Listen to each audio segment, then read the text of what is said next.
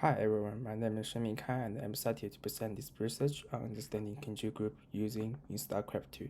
In this presentation, I will explain why kinship group matter in this game, what I found out about how players use them, and what implication of finding have for human-computer interaction. Let's get started. This is the process of today's speech, and the overall logic sequence is similar to the original paper.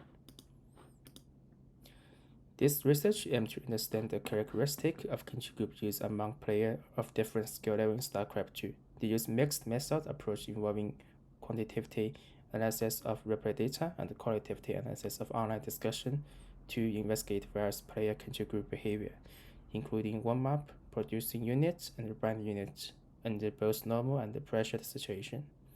The sample size was over 3,000 replays and also collect data from various online community from StarCraft 2 player.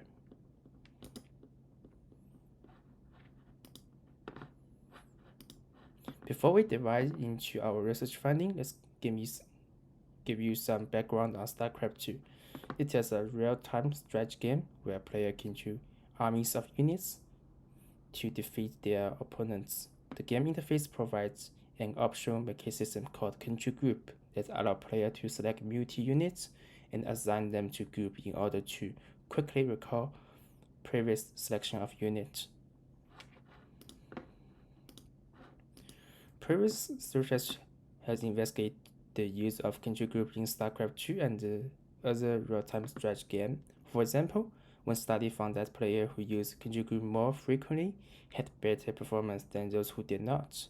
Another study showed that the players who used control group more efficiently were able to produce more units and have higher win rates. In StarCraft 2, players can assign up to 10 control groups by selecting one or more units at pressing Control and a number key. When assigned, player can quickly select all the units in control group by pressing the corresponding number key. Player can also add or remove units from a control group by selecting them and pressing Shift and the corresponding number key. Always should the novice user rarely use control group, while experts almost always do. However, players also behave differently in how they use their control group. While certain control group behavior are common across all skill levels, expert players appear to be better and remaining composed of sustaining control group used in the battle. The research used a mixed method approach involving quantitative analysis of data from replay collection websites and qualitative analysis from online discuss formula about control group use. For the quantitative analysis, collect over 3,000 replay from StarCraft 2 match played by players of different skill level, then analyze these replay to identify patterns in control group use, such as how often players assign units to control group and how often they recall them. For the qualitative analysis, collect data from various online community of StarCraft 2, then analyze discussion on web forum from players about how they use control group to provide context about how such a simple interface mechanic has produced numerous ways of optimizing unit control. Using these two methods allows us to not only find out large-scale patterns of control group use, but also why players behave in particular way. Our understanding of control group behavior allows us to build two classifiers, one for player skill and another for identifying expert players. Overall, mixed method approach provides valuable insight into the characteristic of a control group used among players of different skill levels in StarCraft 2. They collect forum posts about control group usage from online social website Reddit. 50 posts with 776 total commits were analyzed by grounded theory. It showed major themes of habits, high technical skill, and diversity in techniques. I need to introduce the concept of warm-up, which refers to the first 120 in-game seconds, about 83 real seconds in StarCraft game. During this time, the player have only few units to control. However, player have the option to bind these units to a control group and quickly cycle through them for warm-up. The dashed line represents the proportion used by the control group during the warm-up periods, while the solid column represents the proportion used by the control group during the non-warm-up periods. As you can see from the graph, across all skill levels, players use the control group more during the warm-up periods than during the non-warm-up periods. In addition, the difference between the proportion of control group used during warm-up and non-warm-up was greatest among players below the expert level. This figure shows the distribution of control group usage among players of different skill levels in the game. The x-axis represents the skill level and the y-axis represents control group usage. Control group usage refers to how many control groups are triggered per second. Each skill level have a box plate with the line in the middle of each box representing the median, and the top and bottom edge of each box represent the 75th and the 25th percentage. The dot outside of each box represent outliers. From this figure, we can see that the significant portion of players below expert level do not use control group command at all.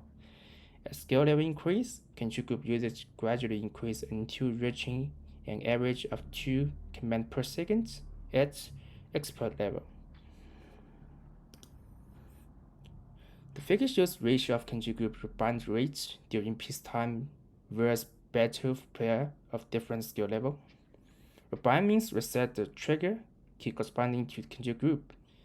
Peaceful and battle time refer to the period without fighting and battles sense in which you crash with your opponents, respectively. The x-axis represents skill level and the y-axis represents the ratio of control group rebind rates during peacetime to those during battle. From this figure, we can see that most expert players rebind control group as frequently in battle as they do during peacetime. This is shown by the ratio being close to 1 for expert player. In contrast, low skill level players tend to perform fewer rebinds during battle than they do during peacetime, and shown by the ratio being less than 1 for lower skill level. This table shows the player-to-player distance statistics at different skill levels in StarCraft 2. Measure units of command per second. The table reports mean, median, standard deviation, minimum, and maximum distance between any two players. And how to calculate the distance? They use a number of characteristics to describe the use of control group in different situations, such as warm-up, producing units, and rebinding units. Then convert this feature into vector and calculate the Euclidean distance between these vectors. From this table, we can see that as the skill level of player increase, the mean and median distance between any two players also increase. This means that high skill players tend to have great difference in their control group usage habits compared to the low skill player. The standard deviation value also increase with skill level, indicating a wide range of player-to-player distance at high skill level. The minimum and maximum value reports in table show the smallest and largest player-to-player distance observed at each skill level.